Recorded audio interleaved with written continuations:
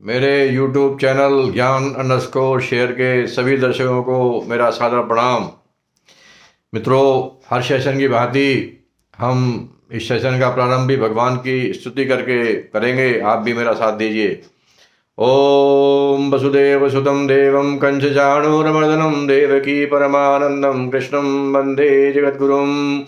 ओम यं ब्रह्मा वरुणेन्द्र रुद्रमरुतः स्तुन्वन्ति देव्यै स्तवहि वेदैः साङ्गपदक्रमोपनिषदहि गायन्ति यं सामगाः ध्यानावस्थितद्गतेन मनसा पश्यन्ति यं योगिनो यशान्तं न विदुः सुरगणाः देवाय तस्मै नमः।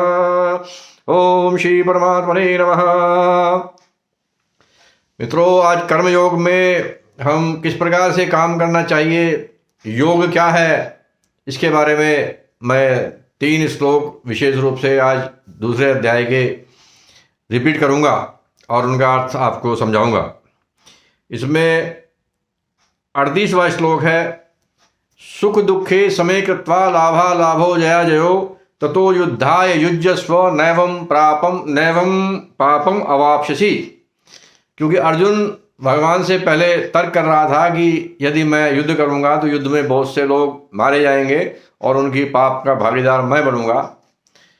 तो उसी को भगवान क्लैरिफाई कर रहे हैं कि जब कोई कर्तव्य भावना से किसी कार्य को करता है और क्योंकि वो अपने स्वार्थ के लिए वो युद्ध नहीं करने जा रहा है, वो राज्य प्राप्ति के लिए युद्ध नहीं करने जा रहा है जैसे कि मैं पहले सोच रहा था, तो उस चीज़ को भगवान क्लियर कर रहे हैं कि मैं तुम्हें जो युद्ध की आज्ञा दे रहा हूँ ये इसलिए नहीं दे रहा हूँ कि मुझे तुम्हें राजा बनाना है, मैं इसलिए दे रहा हूँ क्योंकि धर्म तुम्हारे पक्ष में है।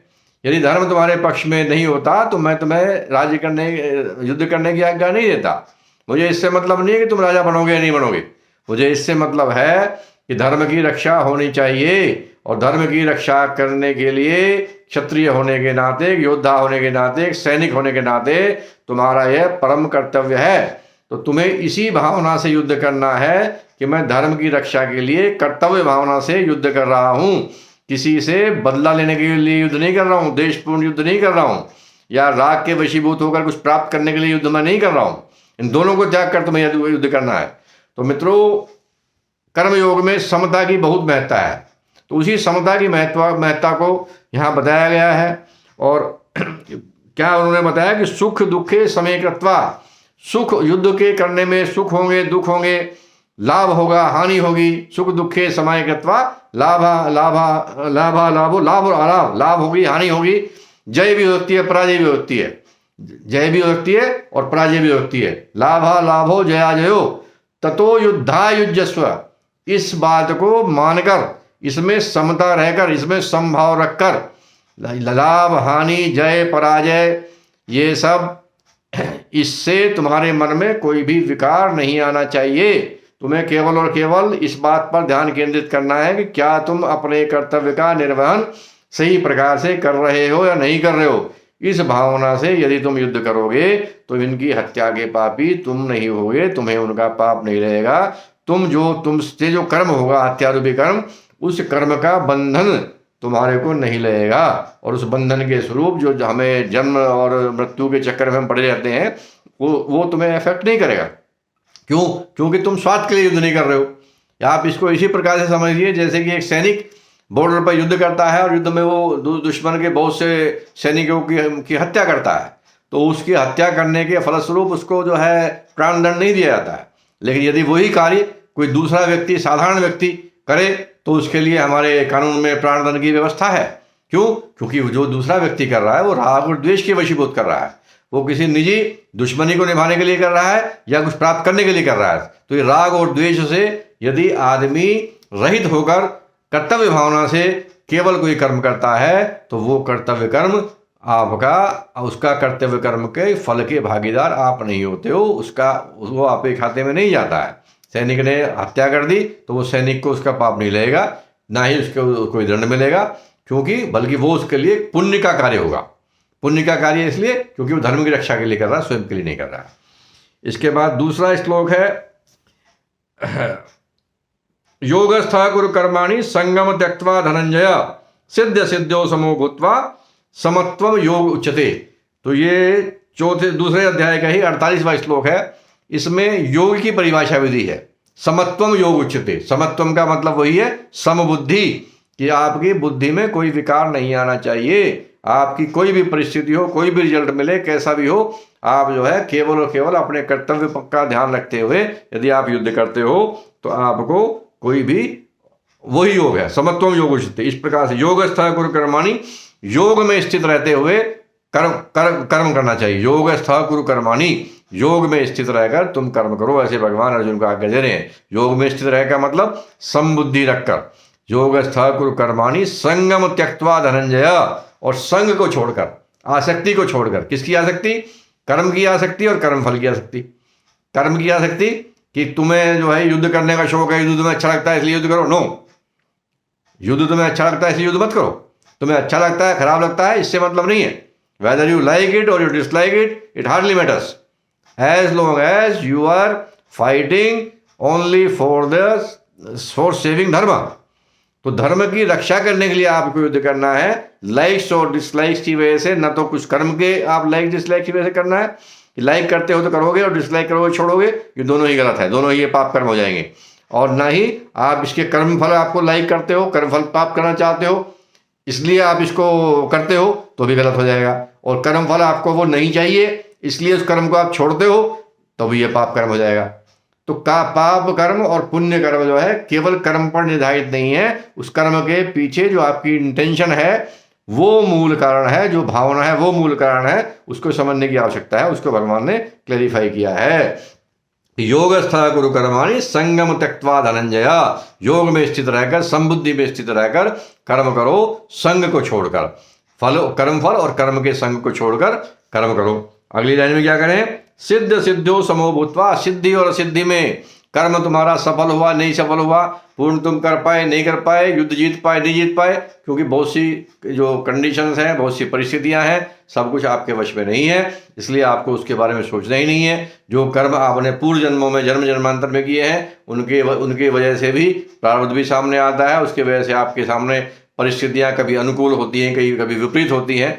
तो आपके भरसक प्रयास करने के बाद भी, 100% करने के बाद भी many times your action does not reach completion, it doesn't get the desired result many times.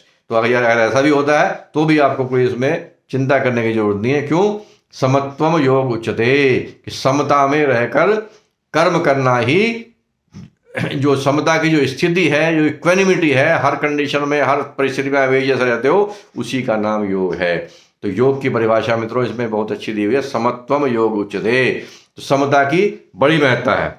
बुद्धि युक्तो, अब इसका जो जब ऐसा करता है तो उससे क्या होता है? बुद्धि युक्तो जहाती है उभय सुकृत दुष्कृत। बुद्धि युक्त का मतलब यहाँ भी वही है कि समबुद्धि से युक्त होगा। समबुद्धि से आपकी बुद्धि में हर चीज का महत्व एक समान हो, जय का, पराजय का, हार का, जीत का, लाभ का, हानि का, सबका एक महत्व हो। किसी के में भी आपकी विषमता पैदा ना हो, ये ज्यादा इंपॉर्टेंट, ये कम इंपॉर्टेंट है।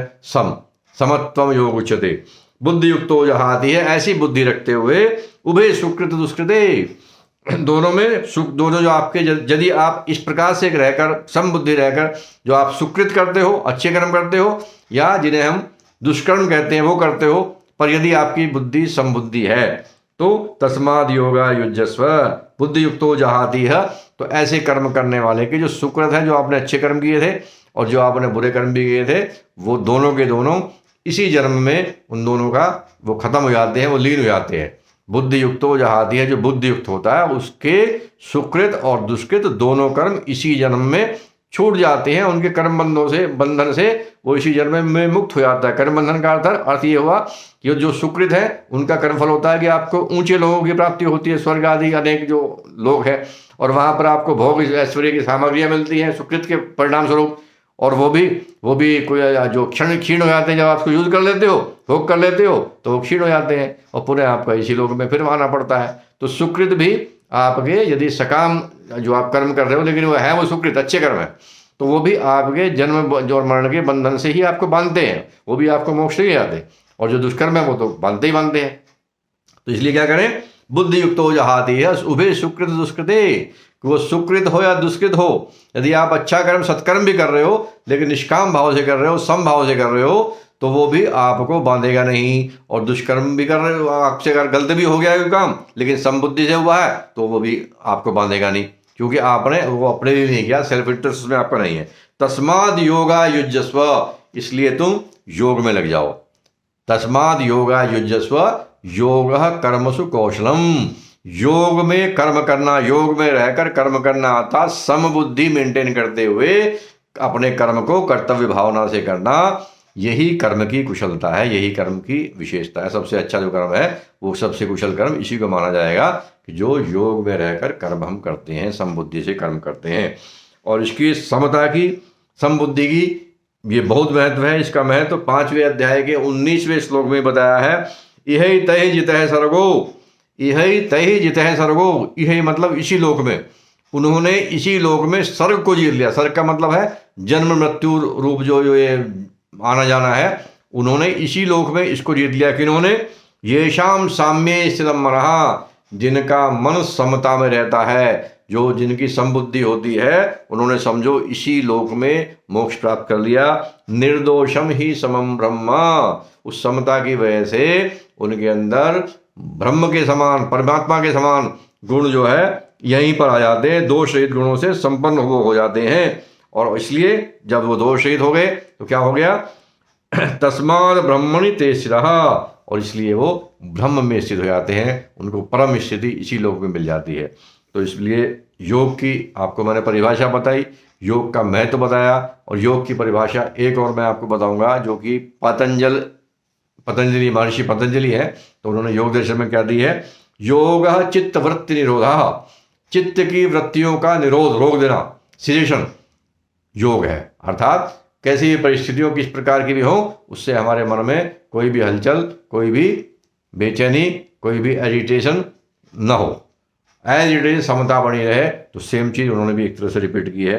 तदादृष्टु स्वरूपे अवस्थानम, और जब हम योग, जब ऐसी स्थिति होगी, ऐसी अवस्था होगी, ऐसी स्टेट होगी, तो क्या होगा? तो तब क्या है? उस समय पर हम अपने स्वरूप में स्थित होंगे। दृष्टा मतलब अर्थात आत्मा, आत्मा जो है, हम जो है, उस समय अपने वास्तविक स्वरूप में तब हम स्थित होंगे। कब होंगे? जबकि हमारे मन में समभाव है।